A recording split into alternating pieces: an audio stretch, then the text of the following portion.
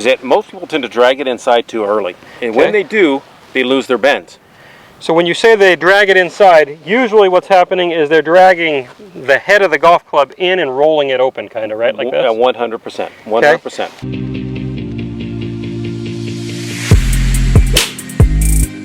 Hey everybody, welcome back out to Superstition Mountain. I'm Milo, and I'm here along with my good buddy Ed. How you doing, sir? And Ed is a team member of MiloLinesGolf.com. So he's part of the crew. He's one of our coaches, helping our members make progress. That's the goal. Well, so far it's working pretty good, so I'm loving it. And in today's video, we wanted to talk about how we basically build the structure in our swing so that some of the things we hear, shallowing, some of those things happen automatic when we change directions. So let's get into it a little bit here. I'm going to get my glove on and let's walk through. Let's just walk through some of the common problems we see with people and why they're not able to accomplish what they want to accomplish. Well, most times, I think what we see, specifically like on the website as well as other people on my range, is that most people tend to drag it inside too early. And when they do, they lose their bends. So when you say they drag it inside, usually what's happening is they're dragging the head of the golf club in and rolling it open, kind of, right? Like this? 100%. 100%. Because there are great players in history who have taken it inside, but they did it more with their bends like this, and their hand path went in and then up. Yes. And then out, like a Bruce Litsky. He was pretty good. Yes. But what we see from most amateur players is we see this happening, and now what's happened to my turn? And there's no bends at all. So now I'm actually bent to the right. Yes. And so from here, the only place that he can do is topple that thing the other way and be steep. So it's going to go like this. 100%. Okay, so now we've covered the main problem we see. What are we trying to do?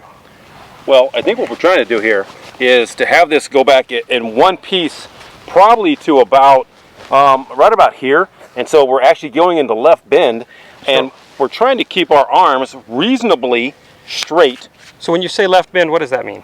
Well, left bend comes from the upper part. It does not come from the bottom. It comes from the top part. So we're bending from our rib cage up, kind of, right? Rib cage up, So right. this would be a left bend. Yes. A left bend. So as I turn, I'm actually bending this way. Yes. Versus this way, where now the club is. So that would be going into right bend and sucking the club inside. 100%. Which is, I see that like all the time. Yep, a lot. Okay. A lot for sure. So that's not what we want to do. We want to go into left bend as we're turning. Now what does that do, if I'm going into left bend, what does that do to the golf club and the structure of my arms here? That will usually keep the club head, and first off, the arms will be longer. Yeah. You won't overbend them. Two, you won't start early extending these levers yet. And the club head will stay on this side of your body as it starts to move its way up.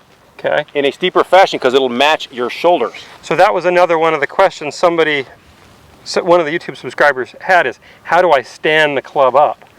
And so the key we're coming up with here to standing this golf club up is getting these bends to work right. Yes. So that our right arm kind of stays a little more on top as we go back. And now as my wrists hinge, you can see naturally that club is a little bit more stood up. Yes. Okay. Okay, so it's more of a result of how our body's bending and turning versus trying to stand it up. So you're not actually trying to like hinge it this way. No. To stand it up. No. Okay. I just wanted, as a result of your bends. I just wanted to make sure we clarified that for everybody, that we're bending and turning, which creates that. And it also creates, when you're bending correctly, it creates a huge turn. So you start loading your system in a manner in which by the time, even before you get to the top, you're ready to unload the opposite direction. Yes. I like to liken it to baseball players. So when you watch a hitter get ready to hit, this hip doesn't go down, it actually stays up, and you can see how my rib cage is loaded and bent this way. Yes. Now I'm ready to spring the other way. 100%. So I can expand the left side of my body in transition, and it's like it creates a lot of speed and force. Where if I was like this, trying to hit, well, I have, this is already expanded. So now all I can do is swat it with my arms. 100, yep, it's true. Okay. True. Yeah. So I would say that's probably one of the main things we see. So a golf swing is kind of like setting up dominoes. If you set the dominoes up the right way, all you have to do is knock them over and they all fall down. Hopefully. Most of the time. If we set up our golf swing correctly, now when I start to unwind, what's going to naturally happen? Well, hopefully we're going to start from the ground up. So as you start in transition, you'll see that, as we've always talked about, this left knee starts to go around and the left hip is down, and then you're going to supinate this, and now the club head's going to get behind you.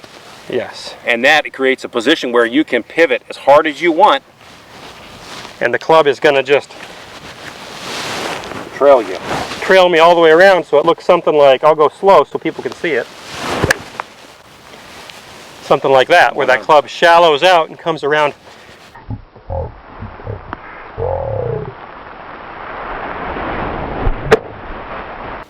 So it's not going this way to the ball. Yep, exactly. Perfect. Now, a lot of people say, well, do I drive my right elbow in? No. If you supinate this, that takes care of what this elbow does. You don't have to dig this elbow in like what you think is supposed to happen. Because most times when people try this, their body fights it, and then it goes this way anyway. Yes. So if you get up here to the top and you have reasonable structure, if this hand is turning the doorknob like we talked about, this elbow will work its way inside a seam line, and you'll be right here anyway. Yep. To turn. I actually had a lesson today with a really, really good young player who's been trying to get this arm in front of him for a while now, and hadn't been very successful with it. And I had him just feel like he got up here and he let his hand feel like it was opening a door. And the very first swing we filmed, his arm was like this, right out in front of him where he wanted it. And he's like, "It's that easy?"